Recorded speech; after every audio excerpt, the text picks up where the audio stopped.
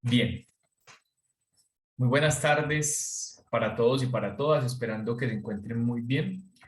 El día de hoy, 29 de noviembre de 2021 a las 6:03 de la tarde, vamos a abordar una temática que es supremamente relevante en la formación de nosotros como profesionales en ciencias del deporte y la recreación, porque ustedes en estos momentos ya están forjando desde diferentes elementos interdisciplinares de la carrera esa parte de ser profesional. Y cuando hablamos de ser profesional en ciencias del deporte y la recreación, no es simplemente ir a la universidad y aprender, extraer de una asignatura, de otra, no. También es ese proceso de involucrarme con los demás, ese proceso social de aprendizaje con el otro. ¿Sí? Con el otro uno aprende muchísimo. Y de hecho, Vygotsky plantea una corriente de aprendizaje que se llama el socioconstructivismo. Cómo yo aprendo con el otro, con mi compañero. Por eso cuando se realizan esas evaluaciones en parejas, hay veces que las personas no están de acuerdo con eso. Yo sí estoy de acuerdo. Estoy muy de acuerdo con realizar las evaluaciones en parejas porque ahí se puede desarrollar muchísimo aprendizaje y de hecho eso está planteado ya desde el socioconstructivismo. ¿Listo? Precisamente hoy vamos a hablar de la pedagogía, pero ya no la pedagogía tradicional, no el movimiento de escuela nueva que ya lo vimos por allí, de John Dewey, tampoco. Hoy ya nos vamos a acercar un poco más a lo que nos compete a nosotros hacer, partiendo del constructivismo, ¿cierto? Partiendo de una serie de teorías que finalmente se llevan a la práctica del deporte y la recreación y la educación física a través de unos métodos de enseñanza. Profesor, es que a mí me gusta cómo enseña este profesor, a mí me gusta cómo enseña este, entonces yo creo que yo de todos he tomado un poco y voy a aprender de esa manera, voy a enseñar de esa manera, como ellos me enseñaron a mí.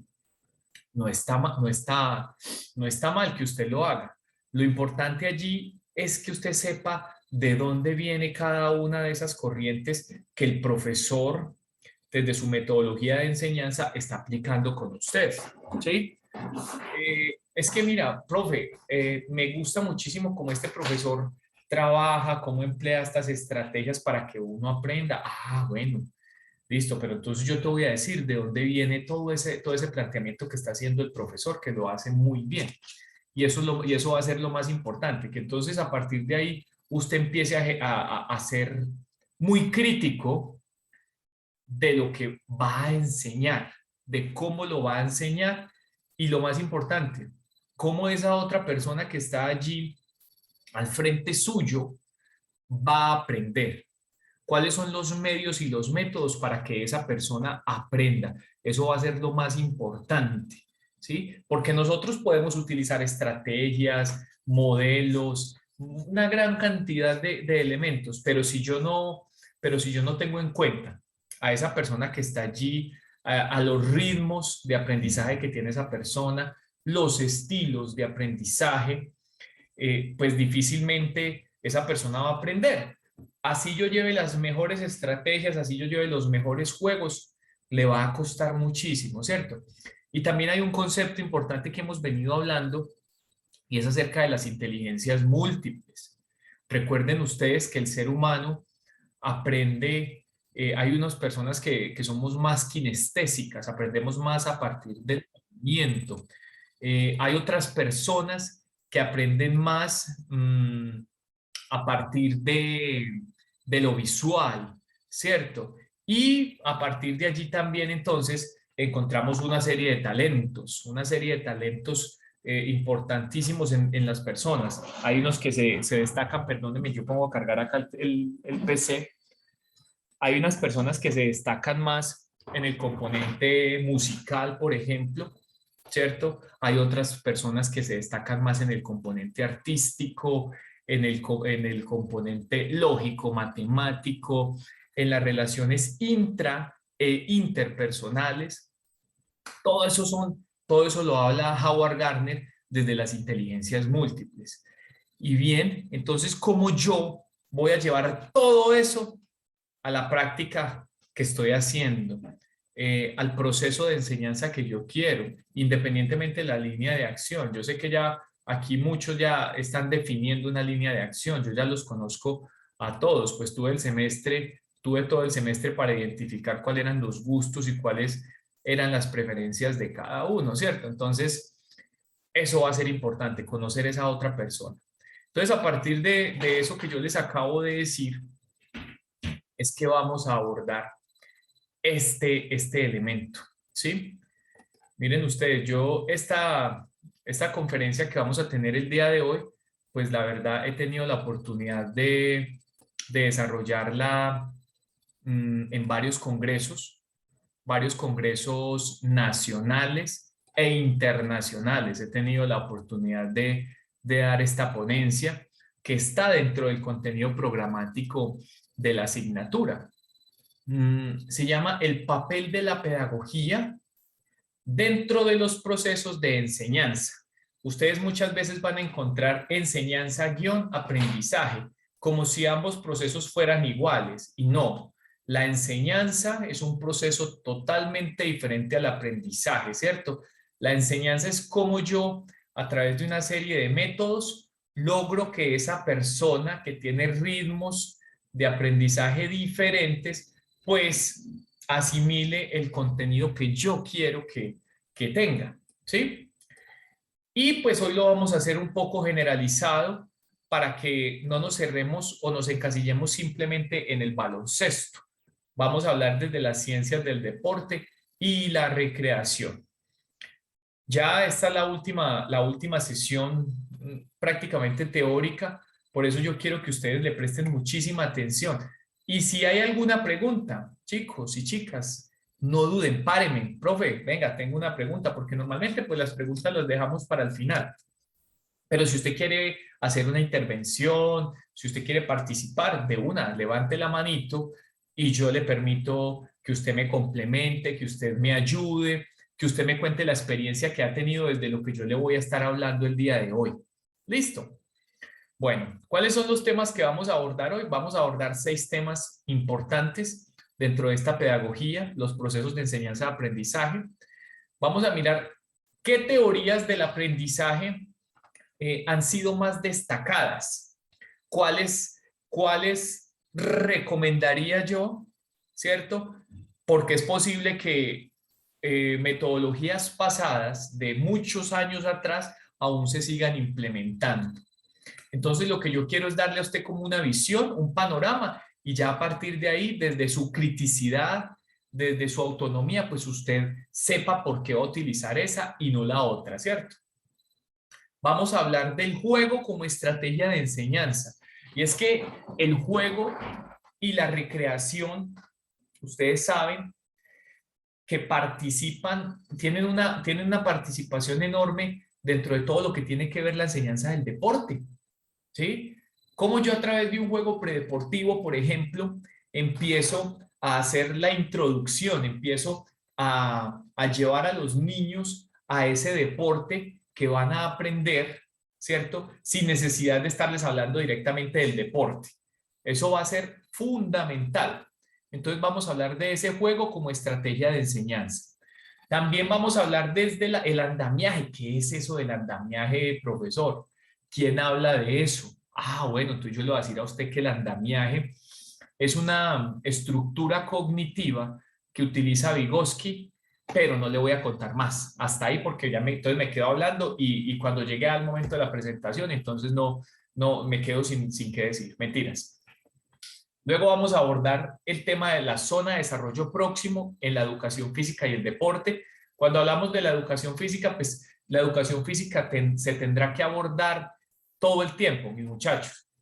Profesor, pero es que estamos en las ciencias, nosotros somos profesionales de ciencias del deporte y la recreación y no tenemos nada que ver con educación física. Pues por supuesto que sí tenemos que ver muchísimo con la educación física. Es más, de allí se desprenden todos los modelos de enseñanza, ¿cierto? Entonces, importante, pero los modelos de enseñanza con enfoque en el deporte. ¿Qué condiciones y qué elementos yo debo tener en cuenta para elaborar una práctica? Pues una práctica de baloncesto, una práctica de fútbol, una práctica de voleibol, por ejemplo, de baile, de acondicionamiento físico, entre otros. Y por último, pues vamos a mirar qué investigaciones hay al respecto, ¿cierto? ¿Qué autores han hablado? ¿Qué dice la ciencia con respecto a la pedagogía en el deporte? Y vamos a dar algunas conclusiones, ¿cierto? Bueno, me cuentan cómo vamos hasta ahí, por favor. Yo quiero que hoy, ya que es la última clase pues teórica, pues que ustedes me vayan contando, me vayan diciendo, profe, ¿está todo claro? ¿No está claro? Repita, vamos a repetir, no hay ningún problema, ¿listo? Entonces vamos bien hasta el momento. Sí, profe, todo claro. Listo, excelente, listo. Muy bien, muchas gracias. Eso, para yo no sentirme solo de pronto acá en la presentación. Párenme si tiene preguntas, dudas. Profe, es que a mí me pasó alguna vez esto, de una vez, deténganme. No hay ningún problema y aquí nos complementamos, ¿ok? Entonces, de las teorías del aprendizaje, que son muchas, vamos a abordar principalmente estas dos. El conductismo, planteado por Watson y Pavlov, y finalmente, ya, digámoslo así, más trabajado a la luz de la ciencia por Skinner. Skinner, yo no sé si ustedes, los que de pronto ya vieron, alguna vez llegaron a ver filosofía con el profesor Bernardo, o epistemología, o sociología. Él siempre hablaba de una obra importante y era Walden 2 de Skinner, ¿sí? Walden 2 de Skinner. Pues muchachos, yo no quise quedarme con la duda de qué planteaba Skinner en esa novela. Y resulta que esa novela es muy buena porque le ayuda a usted a entender en cierta medida esta corriente del conductismo, ¿cierto? Cómo la gente trabaja de pronto en conjunto, como lo plantea la novela, para un fin común, ¿sí?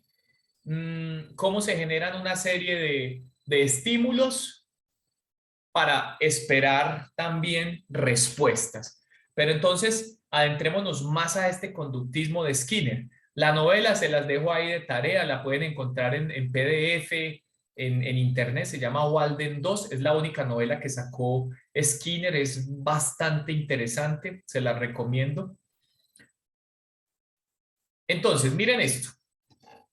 ¿Qué se plantea desde el conductismo de Skinner? Esto es un paradigma, ¿sí?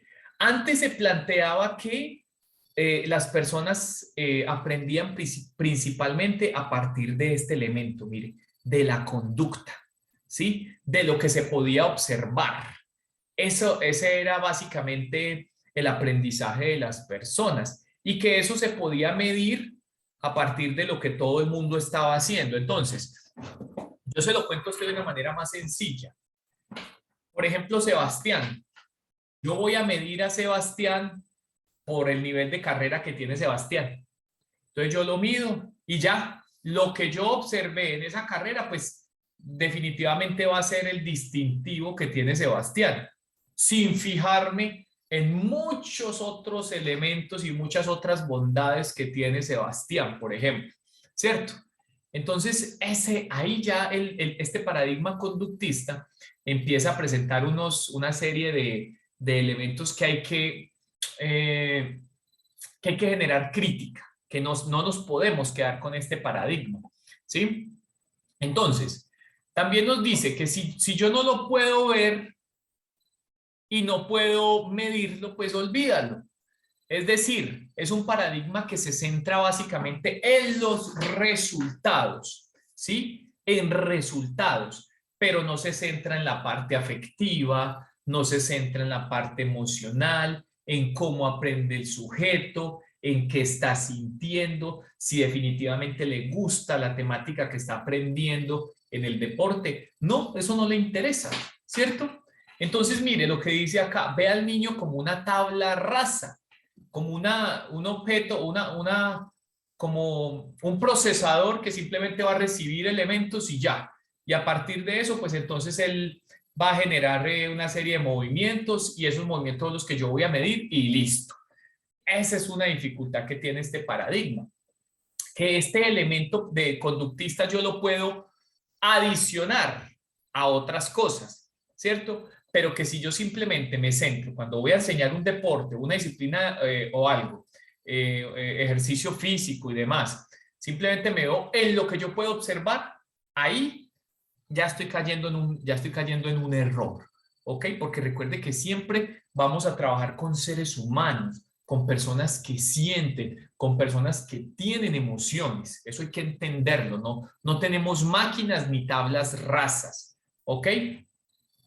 Miren, no le preocupa lo que le sucede realmente a esa persona, ¿sí? Todo en la vida tiene un efecto reforzante, lo que ya les decía a ustedes, el estímulo y la respuesta. Estímulo, respuesta. Entonces, a partir de esto se generan unos refuerzos positivos y refuerzos negativos. Ahí es donde en los refuerzos negativos se puede hablar también del castigo, ¿cierto? En los refuerzos positivos no necesariamente tiene que estar el castigo, pero sí, por ejemplo, yo le puedo estar diciendo a esa persona, no, mira, es que considero que si tú empiezas a agregar estos elementos a tu práctica, a tu carrera, a tu gesto deportivo, pues vas a poder mejorar, ¿cierto? Entonces, básicamente es eso. Este es el tema de los refuerzos. ¿Y qué sucede entonces con la riqueza del niño? Pues esta riqueza del niño, mis muchachos, del joven y del adulto también. ¿Por qué no hablar del adulto? Claro que también del adulto, ¿sí? Se empieza a perder, porque todo lo va a aprender mecánicamente, ¿no? Pero es que el profesor quiere que yo corra mucho. Listo, entonces yo voy a aprender a correr. Pero ¿por qué necesita el profesor que yo aprenda a correr? Hay un trasfondo detrás de eso, ¿cierto? Es que en el fútbol, si yo voy a ir por la banda corriendo, pues yo tengo que tener la destreza pues, de la velocidad como mínimo, ¿cierto? Entonces va a ser importante. Pero aquí, fíjense en ustedes, él aprende todo mecánico. Se mueve porque simplemente el profesor le dice que se mueva. Hace esto porque lo tiene que hacer, pero no entiende la razón del por qué tiene que hacer estas cosas, ¿sí? Entonces esta riqueza del niño se empieza a ver disminuida, la toma de decisiones, la resolución de problemas. Ahí mismo en esa disciplina deportiva, él no va a tener esa capacidad de resolver problemas y eso es lo que necesitamos actualmente, ¿sí? Que el niño sepa en una situación dada resolver sobre el tiempo también. Entonces, de este paradigma conductista podemos tomar algunos elementos, ¿cierto? Pero tomarlos y agregarles otros, no quedarme aquí porque entonces voy a empezar a ver a ese niño, como ya nos lo planteaba acá Skinner, como una tabla rasa, ¿cierto? Muy bien, ese es el paradigma conductista. Ahora, vámonos para el paradigma constructivista. Este paradigma constructivista me gusta mucho porque ya aquí nosotros vemos cómo el estudiante, ese niño, ese joven, el adulto también, es que hay que involucrar al adulto, ese adulto empieza a ser consciente de su propio aprendizaje, ve la necesidad de indagar, de preguntar, de resolver problemas para poder generar ese aprendizaje motor, ese aprendizaje de esa disciplina, de lo que ustedes allí están enseñando. Entonces tenemos a varios autores y autoras. María Montessori, pues nosotros ya la habíamos abordado desde la escuela nueva, cuando hablamos del modelo de John Dewey, ¿cierto? Allí habíamos hablado que María Montessori centra el aprendizaje a partir del juego. El niño a partir del juego aprende, ¿sí? Es muy importante que nosotros tengamos en cuenta eso y que nosotros hablábamos también que ese juego debe tener unos objetivos, yo tengo que estructurar muy bien el juego y ahorita vamos a ver cómo lo puedo estructurar, ¿cierto? Para que realmente tenga las finalidades que yo busco. Pues John Dewey es el padre de la escuela nueva, ¿cierto? Ovidio de Clory, recuerde que también lo mencionábamos mucho y decíamos de él que él decía que la escuela debe ser para el niño, no el niño para la escuela. Entonces, por ejemplo, nosotros tenemos que ser para esos estudiantes que tenemos allí en la academia, en el club, o para ese grupo de personas a los cuales, con los cuales estamos enseñando algo. ¿Sí? Tenemos que ser para ellos y cuando nosotros somos para ellos, quiere decir que nos estamos adaptando a la forma en que cada uno de ellos aprende a las necesidades que va teniendo cada uno, ¿cierto? Y no lo contrario, que ellos se tengan que adaptar a mi metodología. Ni más faltaba.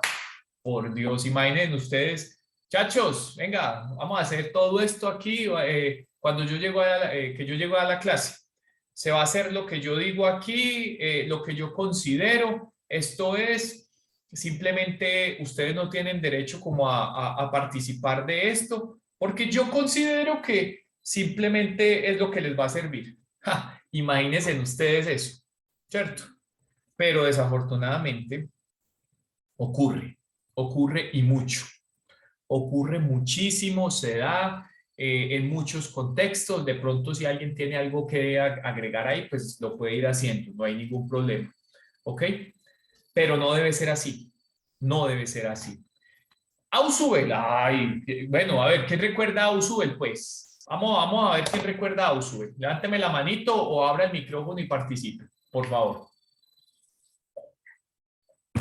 A ver, se les olvidó, no puede ser, no me hagan sentir triste aquí. ¿Qué planteaba Ausubel? Lo vimos hace poco, hace muy poquito. ¿El de qué nos hablaba? Muchachos, vimos una sesión, nos gastamos ahí en eso y que ustedes, uy, sí, profe, y al otro día llegamos y en la práctica también lo implementamos. ¿Qué nos hablaba Ausubel, mis muchachos? Profesor, era el del aprendizaje significativo. Este pelado la tiene más clara que... Excelente, Julián, muy bien, sí, señor. Excelente. Ok, Luisa, tienes toda la razón también. El del aprendizaje significativo, ¿cierto? Ausubel nos decía a nosotros, venga, conozca lo que el estudiante sabe y enseñe en consecuencia. O sea, relacione todo lo que él ya trae. Por ejemplo, voy a enseñarle el drible de avanzada, que es ese drible de velocidad al niño, ¿cierto? Pero entonces, venga, ¿será que ese niño sí sabe correr? Pues identifico primero cómo está su carrera y a partir de lo que él ya trae, de lo que él ya conoce, pues entonces yo ya le genero un nuevo conocimiento, empieza a relacionar todo y ahí se genera aprendizaje. ¿Listo? Ese era el planteamiento de Ausubel. Y Vygotsky, pues es el que vamos a abordar en este momento. Ahorita lo vamos a ver. A Vygotsky, Piaget, pues no vamos a hablar tanto de las etapas evolutivas de Piaget. Eso de pronto ustedes lo podrán abordar más desde aprendizaje motor. ¿Listo?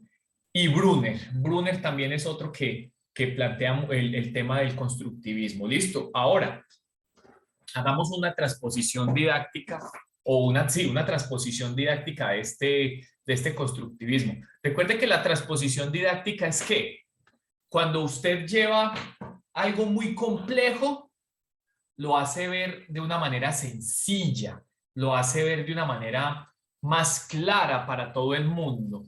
Pero sí, ¿qué tal mis muchachos? Que por ejemplo, yo llegue con los términos propios que se utilizan en una clínica FIBA. Saben que las clínicas FIBA, pues asisten los mejores entrenadores del continente, del mundo y van a explicar un tema y todo lo hablan a partir de puros términos científicos, digámoslo así, del básquetbol, ¿sí? Entonces, ellos creen que todo el que está allá domina 100% el básquetbol, y no es así. Cuando se hace la transposición didáctica es cómo ellos llevan esa terminología compleja, esos conceptos complejos, los hacen ver de una manera más fácil y entendible para todo el mundo. Eso es una transposición didáctica. ¿Listo? A veces las personas de pronto exageran con la terminología, exageran con el tema conceptual, porque no, oye, no, mira, es que hoy vamos a hablar de estas temáticas, de estas temáticas y no sé qué, y bla, bla, bla, bla, bla, bla, bla, bla. Y terminan ustedes, ¿qué dijo el profesor? ¿Oíste, Lulu? ¿Qué fue lo que dijo este?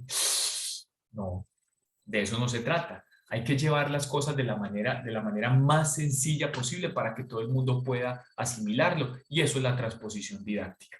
¿Ok? Entonces, consideraciones. El conocimiento es una construcción permanente de intercambios del organismo y del medio desde un punto de vista biológico entre el pensamiento y el objeto. Entonces, como el niño también aprende a partir de la interacción con ese elemento o con ese entorno que lo está rodeando. Ahí también se genera un aprendizaje importante, ¿sí? Se necesitan de esos conocimientos previos, de esos saberes previos que ya los hemos venido hablando desde Ausubel, ¿sí? Deben ser bastante estables, pero cambiantes a la vez. Es decir, él tiene que estar preparado, el niño tiene que estar preparado a que eso que él sabía se puede transformar. Y en ese proceso de transformación, él no puede bajar la guardia. En ese proceso de transformación de lo que ya sabía con lo nuevo, ahí es donde está el detalle para que nosotros nos fijemos. Cómo ese niño hace ese salto, cómo da ese primer paso para querer aprender eso nuevo que ustedes le van a dar. ¿Sí? Ahí es donde está la clave. ¿Listo? Miren esto.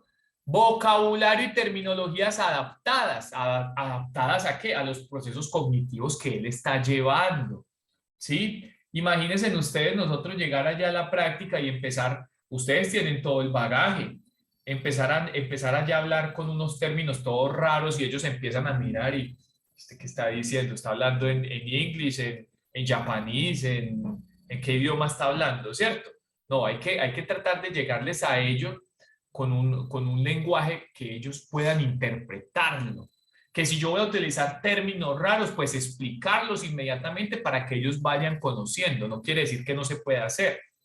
¿Sí? Listo. Entonces, básicamente, esto es lo que nos plantea este constructivismo. ¿Listo? Ahora, sigamos adelante. Sigamos adelante. Ahora sí, ya tenemos un panorama de lo que fue de lo que es el conductismo, de lo que es el constructivismo, y recuerden que el socioconstructivismo es como se aprende también con el otro. Todo eso que ya acabamos de ver, pero con el otro, aprendiendo con el otro compañero.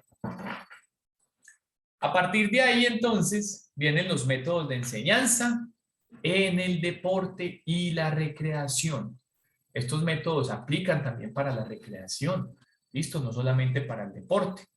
De pronto, algunos de ustedes que estuvieron por ahí en unas conferencias que yo los invité, las conferencias que tuve la oportunidad de dar, algunos ya de pronto ya se acuerdan de esta temática que la abordamos. Entonces vamos a hablar de cada uno de estos métodos. No se le vaya a olvidar, tome nota de esto, por favor. El método sintético global. Primer método que vamos a abordar en este momento. ¿Listo? Mire, consiste en el aprendizaje de la acción motriz desde el inicio hasta el final, es decir, la ejecución de forma integral. ¿Cómo así que la ejecución de forma integral? Claro, cuando es un grupo de este método sirve mucho para implementarlo con los niños pequeños, 5, 6, 7 años, inclusive hasta 8, pensaría yo. Voy a enseñar, por ejemplo, Julián, voy a enseñarle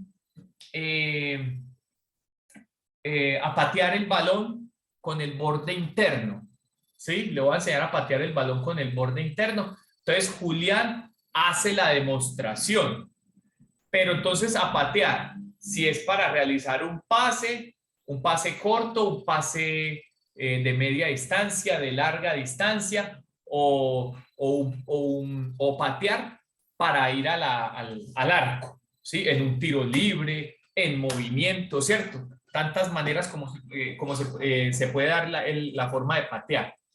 Entonces Julián simplemente hace la demostración de cómo se patea, ¿sí? Ese es el método sintético global. Mostrarles a ellos el gesto de una vez para que lo empiecen a realizar. Entonces, cuando ya ellos lo empiezan a realizar, pues se empiezan a generar las correcciones, ¿ok? Pero ¿cuál es la desventaja? Mire, tiene una desventaja este método sintético global. Limita la progresión técnica. Profe, ¿se puede utilizar este método entonces? Sí, utilícelo. Utilícelo, pero utilícelo principalmente con los niños, porque a ellos les va a generar de pronto aburrimiento el hecho de que usted empiece a desglosar el gesto.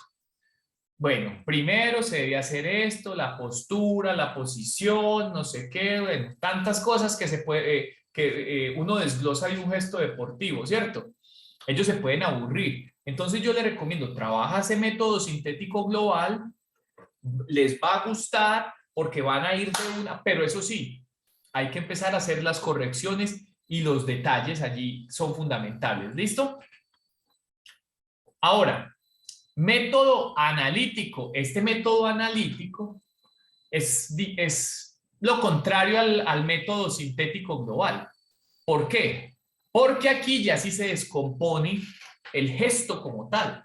El gesto del básquetbol. ¿Listo? Vamos a empezar a trabajar desde los pies. ¿Qué pasa con los pies? Listo. Si voy a hacer el lanzamiento, si yo soy diestro, el pie derecho tiene que estar ligeramente delante del izquierdo. ¿Qué ejercicios puedo yo implementar para trabajar simplemente eso? ¿Ok? Listo. Vamos, caudal craneal. Luego vamos con las rodillas. Las rodillas tendrán que estar en semiflexión, al igual que la cadera. ¿Qué ejercicios me sirven a mí para trabajar solamente eso? ¿Sí? Listo.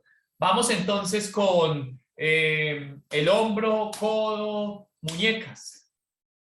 ¿Qué ejercicios me sirven a mí para mantener esa posición correcta del lanzamiento, ¿cierto?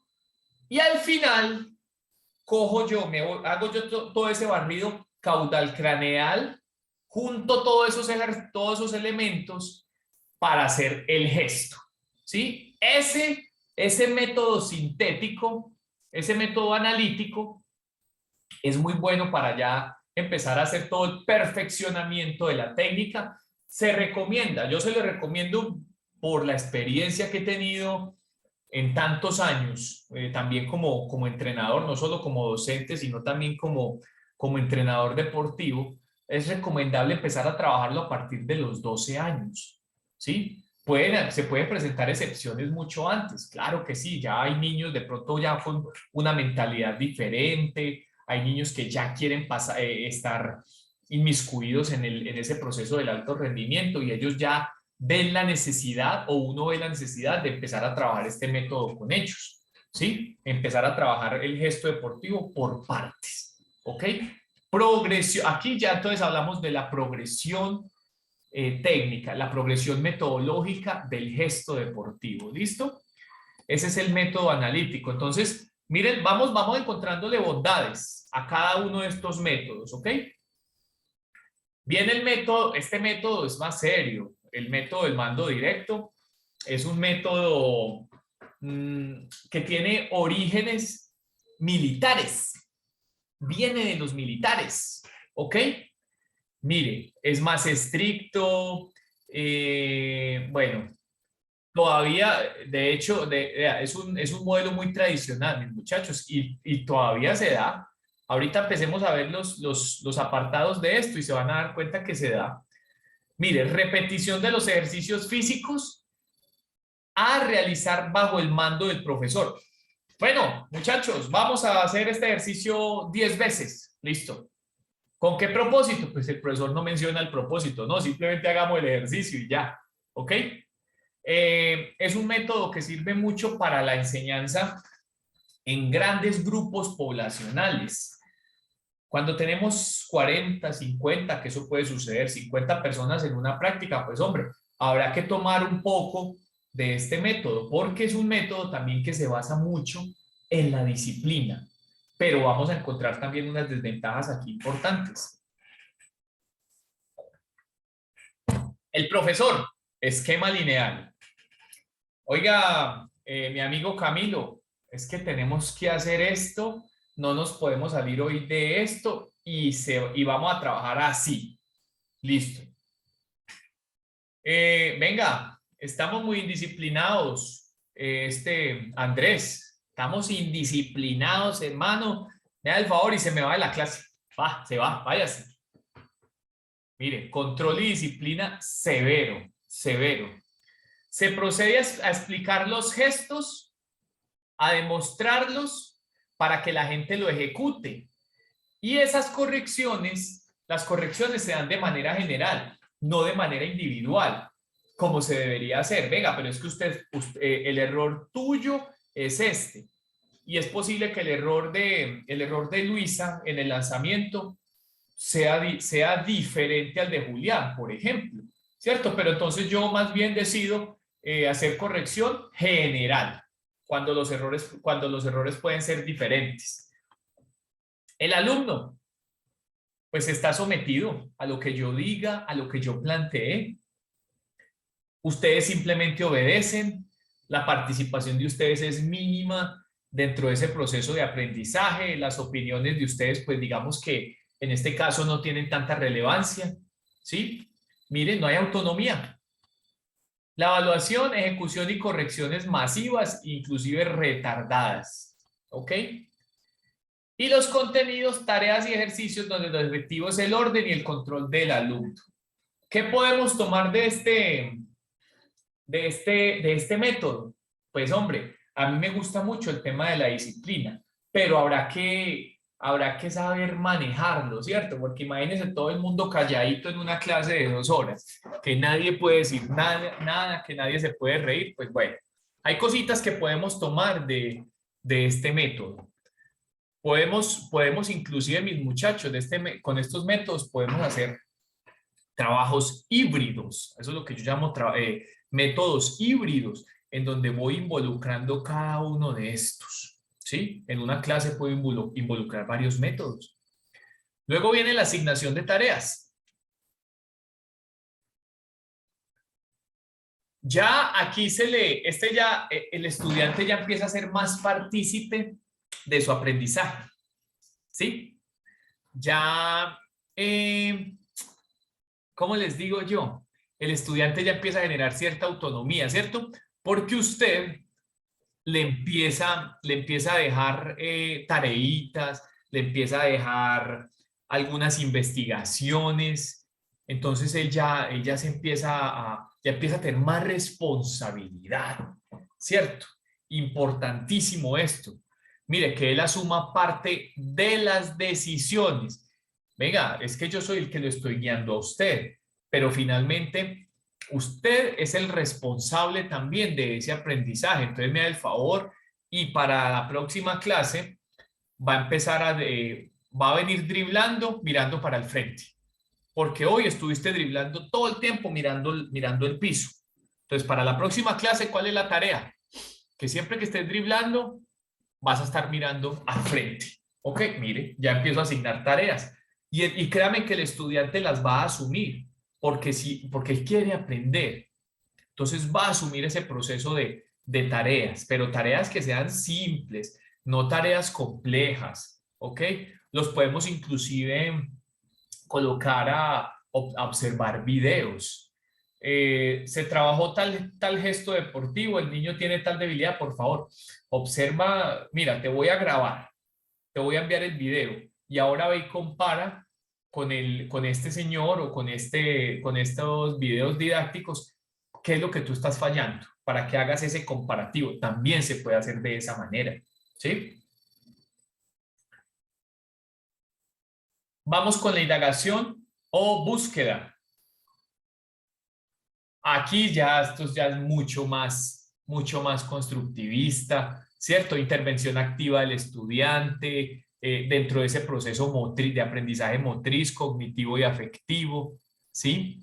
La verificación de los resultados obtenidos. Ojo con esto.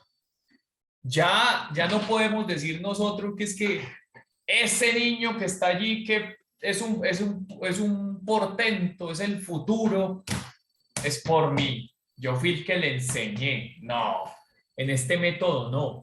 El niño ya en este método tiene la patente. Usted como profesor, como profesora, tiene la patente, porque usted ha sido partícipe de ese proceso, pero él también, ¿sí? Ya la patente de esos resultados que él ha ido obteniendo es porque también él ha ido indagando, ha ido aprendiendo aparte, ¿sí? Entonces ya hay de parte y parte, ¿sí? No solamente el profesor es el que está involucrado acá en ese proceso.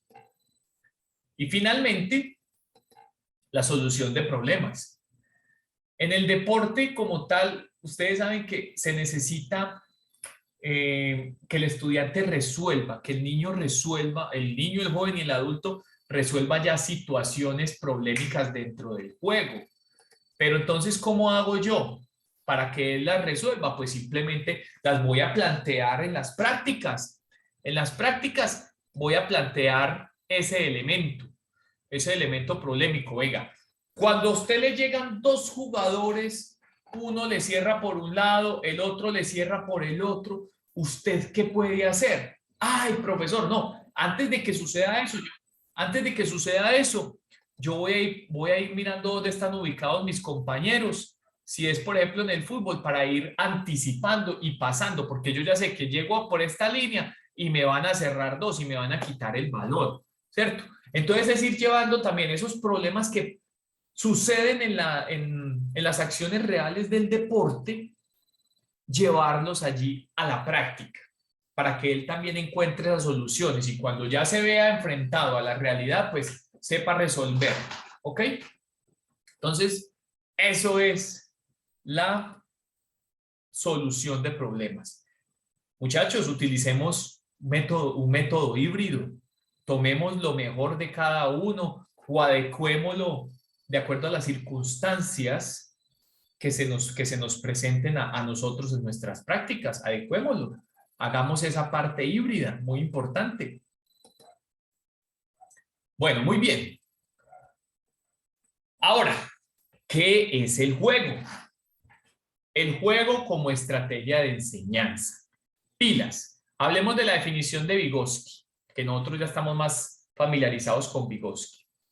El juego constituye el motor del desarrollo, donde se crean las zonas de desarrollo próximo, que lo vamos a ver ahorita, y parte de los deseos insatisfechos que se resuelven en una situación ficticia.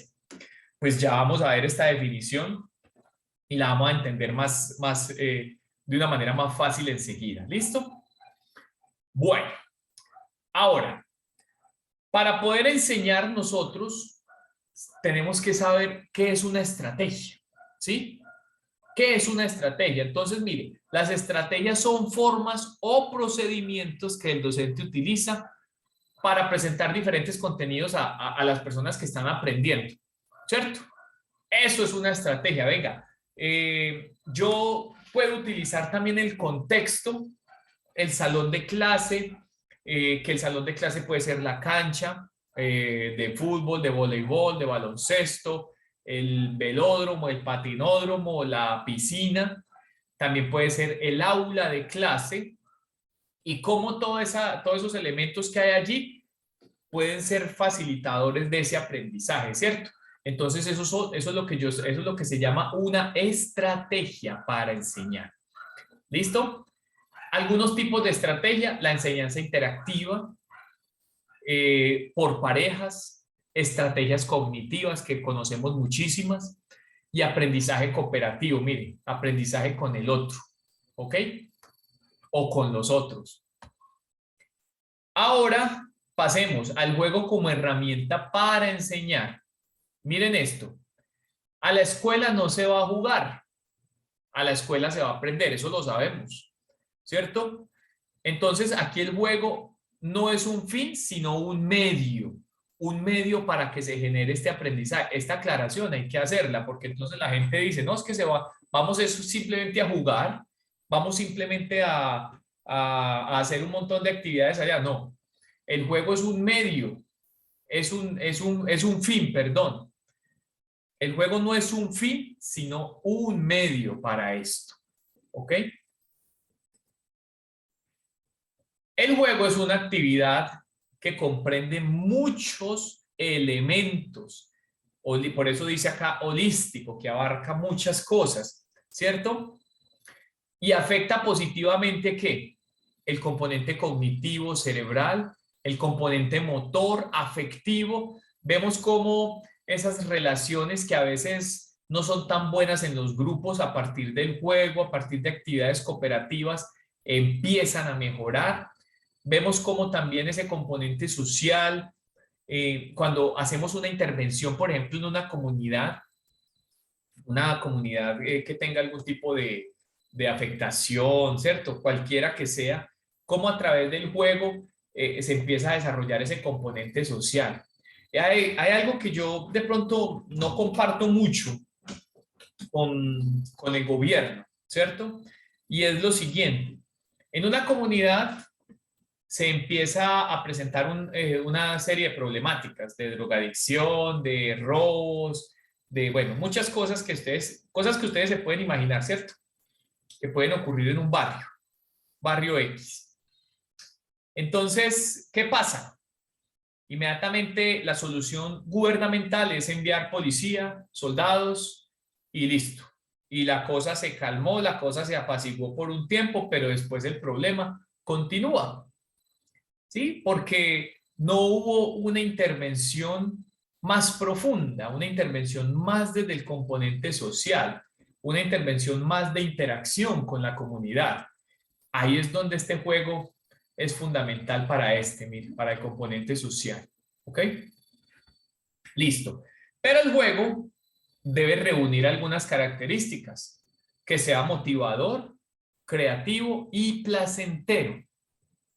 Eso facilita el aprendizaje de los niños, eso facilita que el niño asimile mucho más lo que se le está enseñando a partir de ese juego, ¿cierto? Entonces, pilas, que no se le olvide a usted, ay, espere que di un clic por acá, que no se le olvide a usted estos tres elementos cuando vaya a plantear el juego, ¿listo?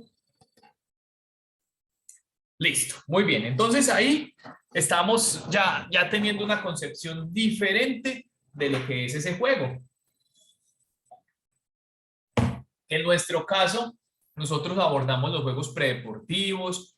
En la sesión de clase, en muchos momentos de la coordinación dinámica general implementábamos algunos juegos, ¿cierto? Que tenían un propósito y ese propósito pues iba encaminado a la parte central de la clase. Pero eran juegos dinámicos, juegos planteados desde un objetivo claro. Bueno, ahora, el andamiaje en las habilidades motrices.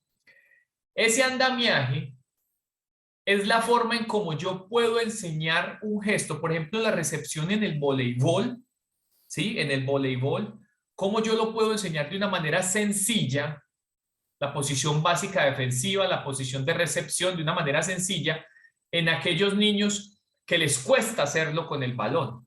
Porque vamos a tener los niños también que a través del balón, con el balón de una lo dominan. Profe, mire, ya estoy haciendo control. Profe, mire cómo estoy recibiendo ya. Lo hace.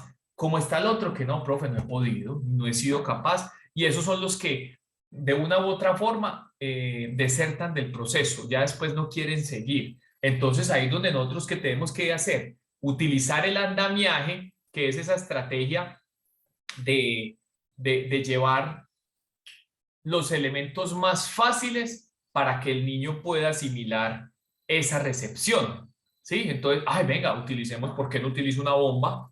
Una bombita.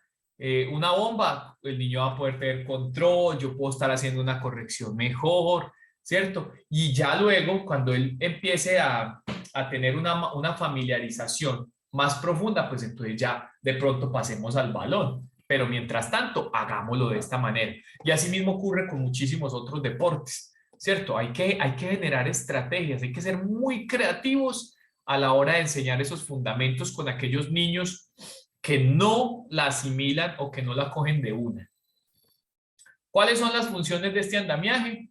Mire, es una herramienta, proporciona apoyo al niño, al joven y al adulto que quiere aprender ese deporte o que quiere aprender esa actividad alternativa que está trabajando con usted, ¿sí? Permitirle también a ese joven, adulto, niño que logre tareas que de otra forma no podría lograr, ¿sí? Ese que lo logró fácil con el balón, bien, pero el que no lo logró, pues ya lo está haciendo de otra manera, ¿sí? Y lo estamos atrayendo al proceso, no lo estamos dejando olvidado.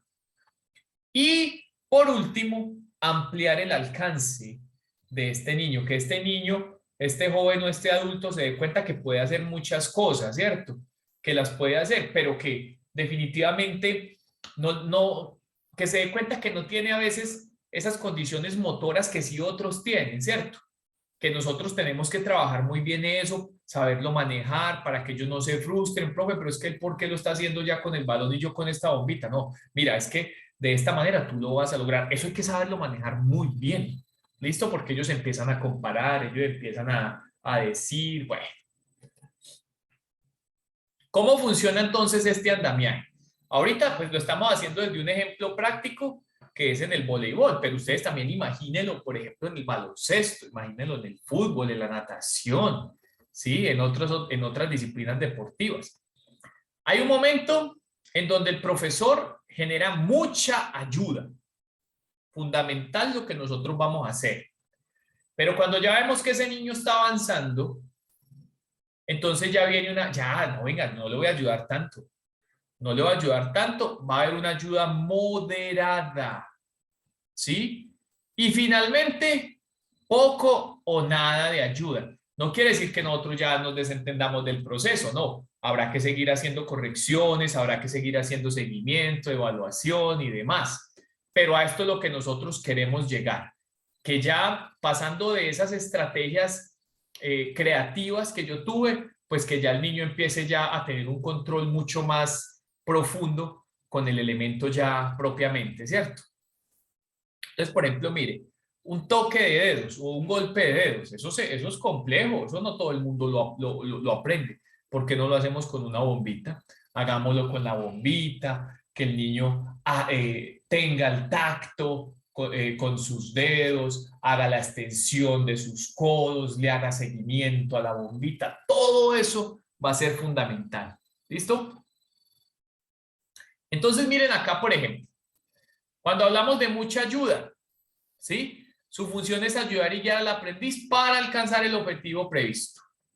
Mucha ayuda. Aquí vamos viendo ya el ejemplo práctico. El profesor es el que está prácticamente haciendo la participación, ¿cierto? Viene la ayuda moderada, ya el docente se irá retirando progresivamente para que este joven, adulto, niño, pues de una manera más autónoma vaya adquiriendo esas competencias del deporte como tal, ¿sí? Y por último, pues hombre, venga, te voy a colocar ya la bola ya para que tú puedas hacer un remate excelente o viceversa. Tú me la vas a colocar para yo poder hacer el remate, ¿cierto? Ya aquí hay una ayuda muy, muy disminuida. Pero como les decía ahora, se tendrá que seguir haciendo correcciones, se tendrá que seguir haciendo acompañamiento, etcétera, ¿cierto? Y ya finalmente, pues esa persona va a lograr la meta que nosotros lo hemos llevado. Esto es lo que nosotros queremos al final, ¿sí? Ahora sí, profesor, usted casi que no nos habla de la zona de desarrollo próximo, que lo había hablado en la definición del juego. Pues vamos a ver cuál es esa zona de desarrollo próximo. Vean. Cuando ustedes llegaron a la asignatura de baloncesto, ustedes estaban en una zona del desarrollo real, que era el nivel de lo que ustedes podían hacer solitos, ¿sí? solitos cuando llegaron a la asignatura de baloncesto. A eso es lo que Vygotsky le llama la zona de desarrollo real, ¿sí? Pero entonces ya viene una zona de desarrollo próximo, espacio existente entre lo que el sujeto puede hacer individualmente y lo podría hacer con la ayuda de alguien que tenga un mayor conocimiento respecto a esta habilidad. Entonces resulta que yo llegué aquí, en esta zona de desarrollo próximo, y yo llegué aquí y empecé a ser un guía, a ser un orientador desde la asignatura.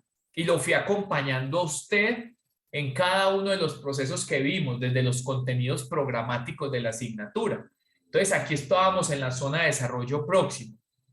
Pero ya, ¿qué pasó? Yo ya lo dejé a usted solito por aquí, en la zona de desarrollo potencial, porque ya usted ha alcanzado una serie de elementos, ¿sí? Con la ayuda de ese profesor, ¿cierto? Yo ya lo desprendí, ya lo dejé a usted, y ya usted ya asimiló una serie de conceptos, una serie de elementos que le han servido para, por ejemplo, si usted al comienzo no sabía hacer el cambio de dirección por medio de las piernas, pues ya en esta zona de desarrollo potencial, usted ya lo sabe hacer. Yo ahí ya lo dejé ya solito porque usted ya lo sabe hacer. Obviamente para que usted lo lograra, pues tuvimos que hacer un proceso, ¿cierto? Un proceso de aprendizaje, una serie de metodologías. Entonces, por ejemplo, miren esto acá. Lo vamos a abordar en este ejemplo tan sencillo. En el antes, este joven lanzaba la pelotica y sin dirección, es posible que no tuviera ubicación espacial, es posible que no tuviera fuerza. Entonces viene ya el proceso instruccional por parte del docente, la persona que acompaña, en este caso, pues, digamos que el profesor Freddy, ¿cierto? Entonces el profesor Freddy plantea una serie de metodologías, venga, vamos a empezar primero a hacer un trabajo de fuerza, bueno, tantas cosas que se pueden plantear allí. Y ya después de todo esto, mire lo que pasa, ya llega aquí Julián y ya lanza la pelotica con precisión, con ubicación, con fuerza, etc. Entonces, esto es la zona de desarrollo próximo. Que nosotros sepamos que nuestros estudiantes, esos niños, llegan con un conocimiento, pero que gracias a nosotros van a potenciar esa zona de desarrollo próximo, ¿sí? Para que finalmente logren ese objetivo que nosotros queremos y que ellos quieren a través de la zona de desarrollo potencial, ¿ok? Elementos involucrados aquí. Alguien con más conocimiento, que es el profesor, ¿cierto? Va a involucrar tareas, problemas, desarrollo de actividades. ¿A quién? ¿A quién va a involucrar en esto? Pues al estudiante, al aprendiz, a esa persona que está en ese proceso de enseñanza y aprendizaje. ¿Ok? Y también, ojo, a los familiares, amigos, a los padres de familia, que también pasan a ser importantes, no solamente el profesor, ¿cierto? Porque yo estoy seguro que ustedes después van y comentan con los muchachos de otros cursos, hablan, venga, ¿usted cómo le fue en básquetbol? ¿Usted qué fue lo que aprendió? Entonces ahí también se genera una interacción importante de aprendizaje, ¿sí? Ojo, su función, la función de los familiares, amigos y los padres, guiar, conducir y orientar el aprendizaje en la zona de desarrollo próximo. Hay veces que, bueno, puede suceder que en las escuelas de formación deportiva aíslen mucho a los padres de familia, que porque se involucran, porque el padre de familia tiene que tener un límite. Claro que tiene que tener un límite, pero también él debe participar dentro de ese proceso de aprendizaje del estudiante. Habrá que también generar estrategias en donde lo haga sin interrumpirme la clase, que lo haga extra clase.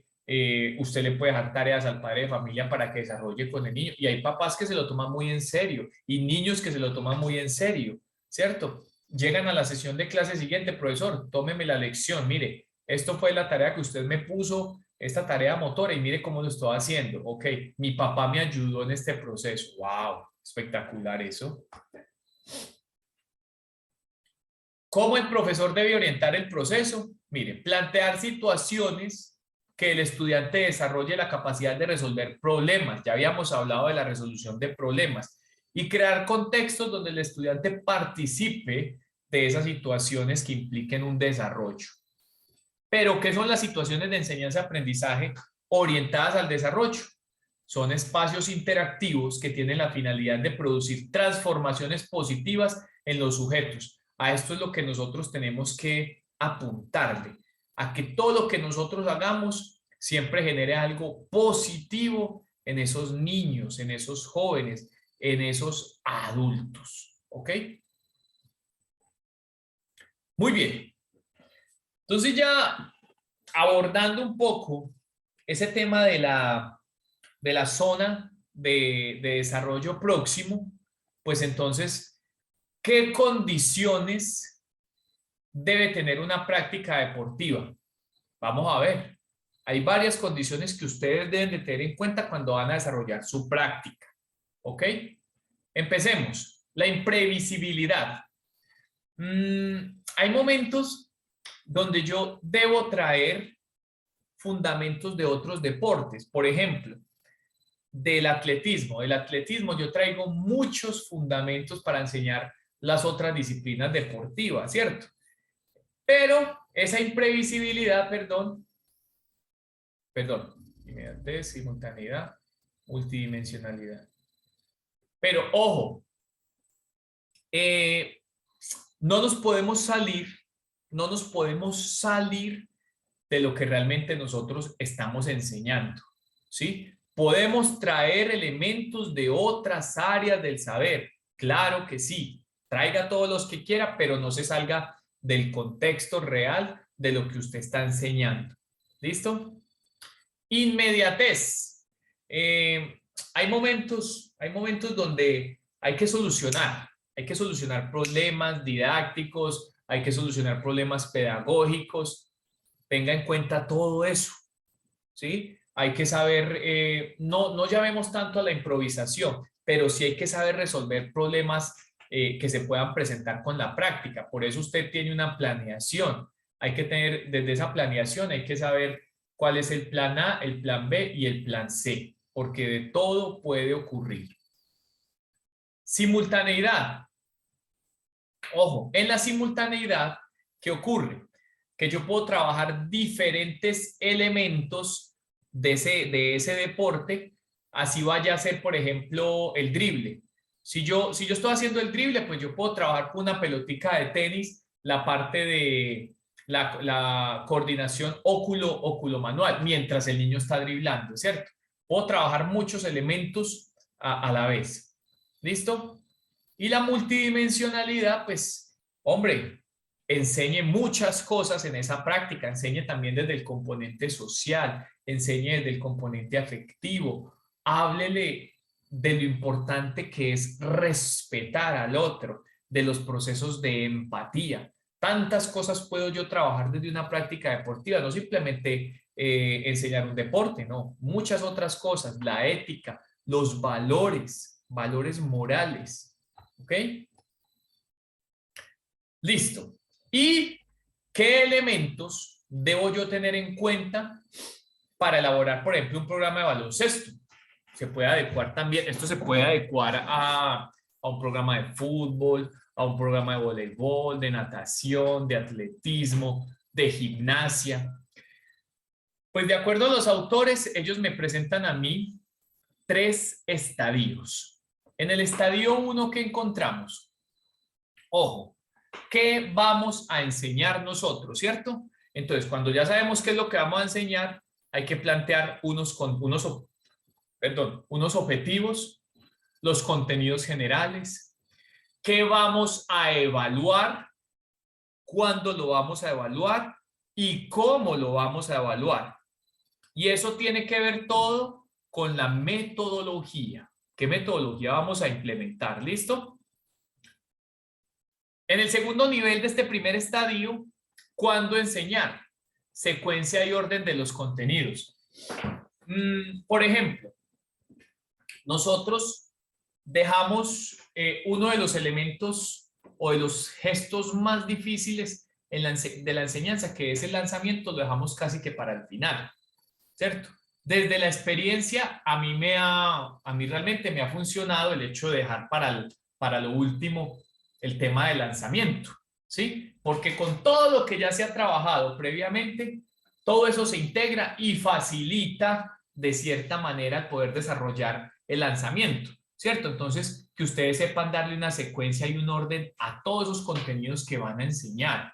Que, por ejemplo, en una clase, usted va a enseñar los cambios de dirección, ¿sí? Como centro. Pero resulta que por ahí al final de la clase fue a enseñar la defensa. Eso como que no tiene sentido, ¿cierto? Porque la defensa, si la voy a enseñar, debería ser al principio de la sesión, ¿cierto? Y no al final cuando ya todo el mundo está cansado y ustedes saben todo lo que agota una sesión de defensa, por ejemplo, ¿cierto? Y esto tiene que ver ya directamente con la metodología y la didáctica que yo voy a emplear. Tercer nivel, ahora sí ya viene, ¿cómo lo voy a enseñar? ¿Cuáles son los métodos de enseñanza? Ah, profesor, pero es que a mí me gusta mucho el tema, el método sintético global, me gusta mucho el analítico, ¿sí? Me gusta mucho la resolución de problemas, el mando directo. Bueno, entonces mira a ver cómo los puedes implementar dentro de eso que dentro de eso que vas a trabajar, ¿cierto? Y eso tiene que ver pues directamente con, obviamente, la metodología didáctica, enseñanza y aprendizaje. Y en el cuarto nivel hay que responderse estas preguntas, mis muchachos. ¿Qué, cómo y cuándo evaluar? Hay que hacer primero, cuando voy a iniciar las primeras prácticas, pues hombre, hagamos una evaluación diagnóstica a ver cómo está la gente, cuáles son las debilidades, cuáles son las falencias o por el contrario, cuáles son esas potencialidades o esas habilidades que tienen esas personas que van a iniciar ese proceso deportivo conmigo. Esa evaluación diagnóstica. También hay que hacer evaluación formativa. Bueno, mis muchachos, hoy vamos a mirar cómo estamos haciendo el doble ritmo. Vamos a hacer la evaluación del doble ritmo. Listo. En esa evaluación yo encuentro que hay unos que todavía están driblando con la mano que no es en el momento del arranque. Hay otros que están levantando la pierna que no es, iniciando con el pie que no es. Tantas cosas. Entonces, esa es una evaluación formativa que me ayuda a mí a determinar cuáles son mis errores para empezar a trabajar sobre ellos. ¿Cierto? O mis falencias. Y todo eso de acuerdo a los objetivos propuestos. Listo. En el estadio 2, viene ya, estadio 1, pues ya sabemos cuáles son. En el estadio 2, la unidad didáctica. ¿Ok? Entonces ahí es donde viene todo ese plan. Viene todo ese plan pedagógico que usted va a estructurar para toda la temporada de trabajo, ¿sí? Donde van a estar todas las sesiones integradas, donde una sesión de trabajo me conduce a la siguiente sesión y así sucesivamente. Habrá momentos donde una sesión de trabajo no la pude abordar en un día. Resulta que esa sesión se me fueron 2 y 3 días, listo, habrá que abordarlo de esa manera, porque hay temas mucho más complejos desde el deporte y que hay que centrarse más en esos temas, ¿cierto? Listo. Entonces ya ojo, la unidad didáctica es toda esa planeación general que ustedes van a realizar. Y otro elemento de aquí, actividades de enseñanza y aprendizaje, las sesiones prácticas y teóricas. Pero es que no solamente voy a enseñar práctica, ¿no? También habrá momentos donde puedo abordar lo teórico, pero hay que tener en cuenta que a veces los niños se aburren precisamente porque no tienen la costumbre, porque no tienen la percepción de eso teórico, entonces hay que ser muy estratégicos para enseñar teoría. Es que dentro de la práctica también puedo inmiscuir yo el proceso teórico. ¿Listo? Tener en cuenta ya la metodología, que ya lo hablamos ahorita, hablamos de esos 6 métodos, hay otros. Mirar también el tema de los recursos. ¿Cuáles son mis recursos? ¿Con qué cuento yo? Y a partir de eso, pues desarrollo yo mis prácticas. Que es que solamente cuento con 2 balones. ¿Listo? Es difícil, pero habrá que generar el proceso, ¿cierto? ¿Qué puedo hacer yo con los 2 balones? Es que, por el contrario, todos tienen su balón. Ah, listo. Entonces, me adecuo de acuerdo a las circunstancias. Muy bien. Y en el estadio 3, entonces ya viene la sesión como tal de la clase que tú vas a establecer, ¿sí? Cada clase debe tener un inicio, una preparación, una apertura. En el inicio, en la preparación o la apertura, pues yo hablo de lo que voy a plantear, cuál será el objetivo de la clase. No es que usted llegue a la clase con los niños y, bueno, vamos a hacer esto. No, hay que desarrollar también ese elemento conceptual, que ellos sepan qué es lo que van a hacer, hacia dónde van a estar direccionados ese día, como nosotros siempre lo hacemos en la clase. Ustedes nunca me llegan a ver allá empezando la clase, muchachos, arranque pues a calentar a ver. Listo, no. Siempre hay un propósito, hay un objetivo ya claro y qué es lo que queremos desarrollar en esa clase, ¿cierto? Ya viene toda la parte del desarrollo, todas las actividades, los ejercicios a través de las metodologías y por último, la finalización, el cierre, las conclusiones de esta clase. De hecho, esto es muy allegado a la secuencia didáctica planteada por Anna Camps, ¿sí? Yo desarrollé, en mi tesis de maestría, desarrollé una secuencia didáctica para que los estudiantes aprendieran lenguaje, ¿sí? Aprendieran lenguaje, aprendieran a conocer los textos expositivos de subtipo descriptivo. Entonces yo conozco muy bien lo que es una secuencia didáctica, ¿sí? Entonces aquí pues hago relación precisamente con eso, con lo planteado por Anna Camps desde la secuencia didáctica, ¿ok? Que también tiene aplicabilidad con lo que nosotros hacemos. Bueno, muy bien. Y pues, niños, la invitación es que, chacho, hay que leer. Tenemos que ir a las bases de datos, que ya sabemos cómo acceder. Tuvimos una sesión de clase para eso y vamos a mirar qué hay investigaciones nuevas, qué hay acerca de la pedagogía y el deporte, o bueno, no, si no vas a investigar acerca de la pedagogía, bueno, qué hay acerca de los temas que a mí me gustan, qué estudios nuevos. Es que semanalmente, muchachos, ustedes van y miran esa revista Science Direct, es impresionante. Semanal suben 15, 20 publicaciones nuevas de diferentes temas. ¡Wow! Eso es impresionante. A mí me parece impresionante eso. Entonces, por ejemplo, miren, investigaciones, leer y escribir el juego, pedagogías creativas y dialógicas en la educación deportiva. Mire, investigaciones ya referente a esto, ¿cierto?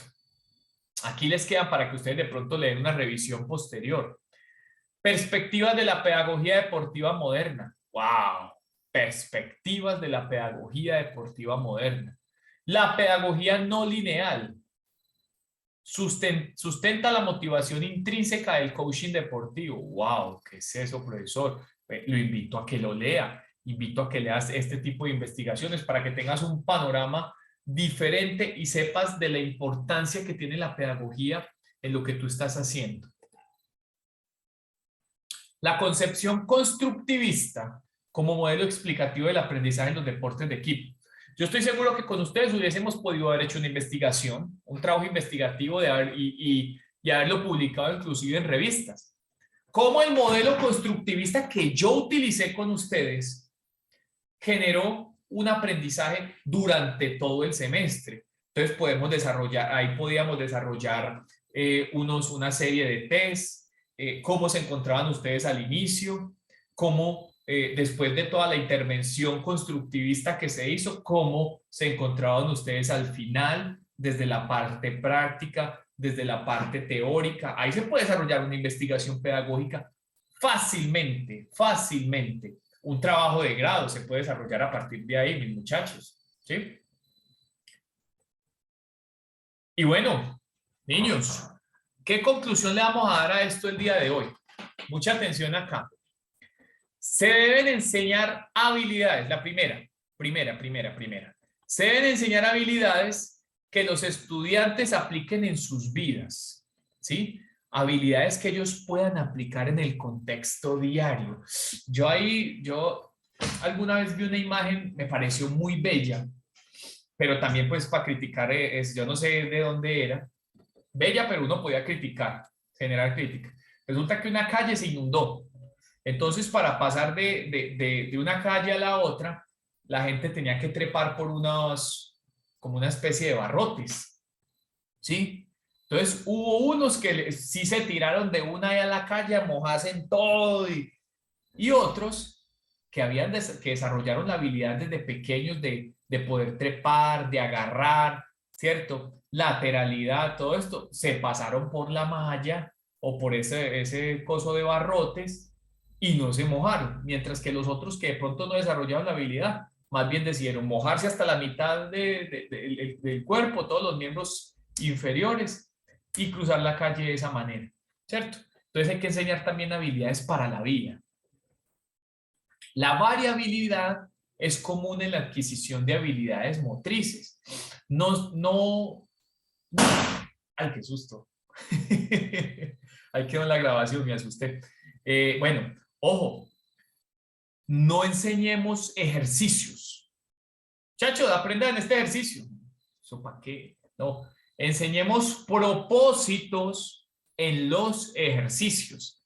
¿Listo? Seamos muy variados en el momento de enseñar, porque eso de verdad genera mucha atracción, a la gente le gusta hacer siempre cosas diferentes, ¿sí? La práctica deliberada lleva al dominio, ojo pues, y el dominio lleva a la autonomía. ¿Qué queremos nosotros? Que los estudiantes sean muy autónomos, que los niños, jóvenes y adultos sean autónomos, que hoy aprendieron algo en la clase y que puedan también ir a la casa a seguir aprendiendo, a seguir indagando.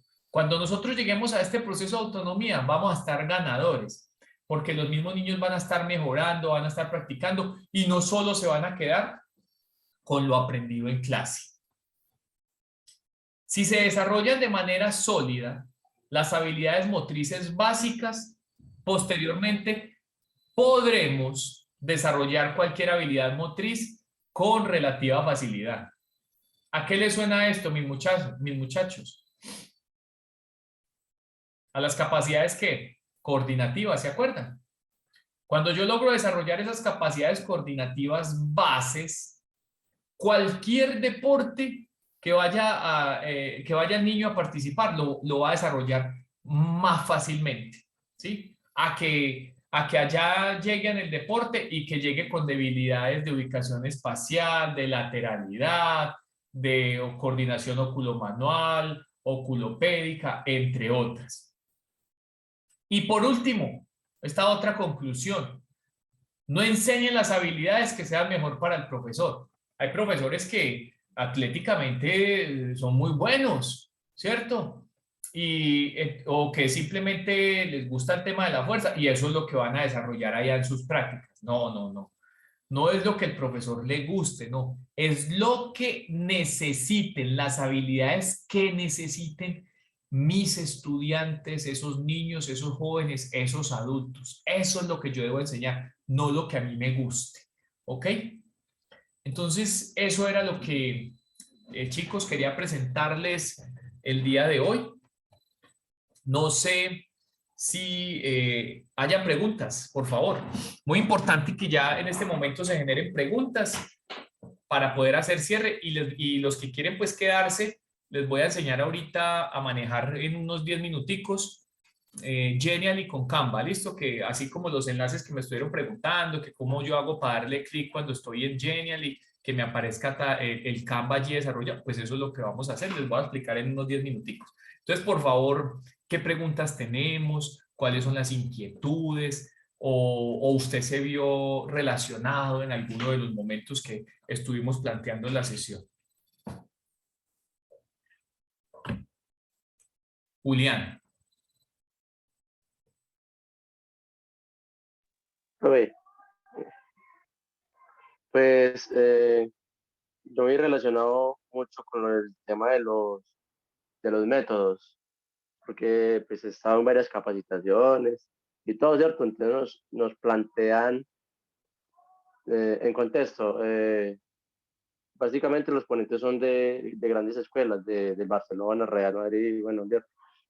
Entonces ellos nos plantean casi siempre el método global en la enseñanza y eso, pero hay un factor que ellos olvidan mencionar y a la hora de uno aplicarlo no va a ser lo mismo. Ejemplo, nos muestran los niños de 10 años un rondo. Claro, lo hacen a la perfección, pero los niños de 10 años de ellos no van a ser igual a mis niños de 10 años. Básicamente porque los niños de ellos son una selección de los mejores, mientras que a mí no me van a llegar los mejores. Entonces, hay que tener un buen criterio de evaluación de qué se tiene y cómo se puede trabajar con los ellos. No simplemente quedarnos con la teoría. Muy bonita y todo, pero a la hora de la práctica cambia mucho. Exacto, Julián. Acabas de decir algo muy, muy cierto y es tener también en cuenta el contexto, ¿cierto?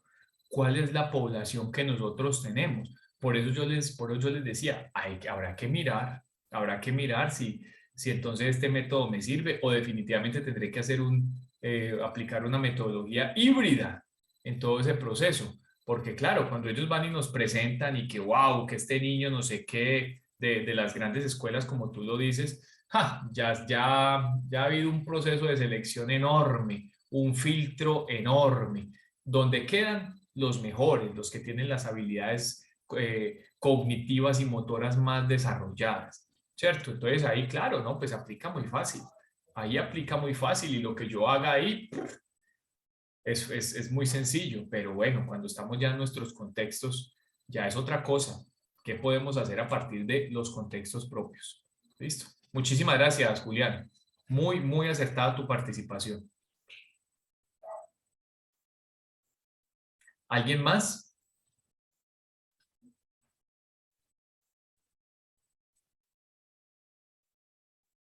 ¿Alguien más tiene algo para aportar, para decir?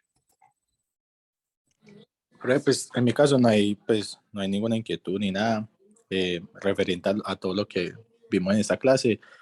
Eh, Aprendí muchos métodos, la verdad no conocía que habían tantos métodos. Solo conocía dos, el global y el analítico. Entonces, pues fue bacano en esa parte, ya queda pues como de parte de nosotros investigar más y aplicar lo aprendido, porque la verdad es que sí está muy interesante. Listo, Camilo, muchísimas gracias. Sí, y lo que nos queda, muchachos, por recorrer todos los días aprendemos. Por eso hay que generar lectura diario. Hay que mínimo leerse un artículo diario, ¿sí? Mínimo leer un artículo diario, mínimo revisar un artículo diario. Eso nos va a nutrir a nosotros, desde todo. Ah, que es que quiero revisar todo el tema pedagógico. Listo, venga, vamos a revisar, vamos a mirar libros si tengo la posibilidad de comprar el libro, bien, si no, en internet tenemos mucha accesibilidad a estos libros y demás, ¿cierto? Pero entonces que quede esa tarea y ese compromiso también con nosotros mismos. Muchas gracias, Camilo. Bueno, ¿alguien más? ¿Alguien más que quiera de pronto dar su aporte?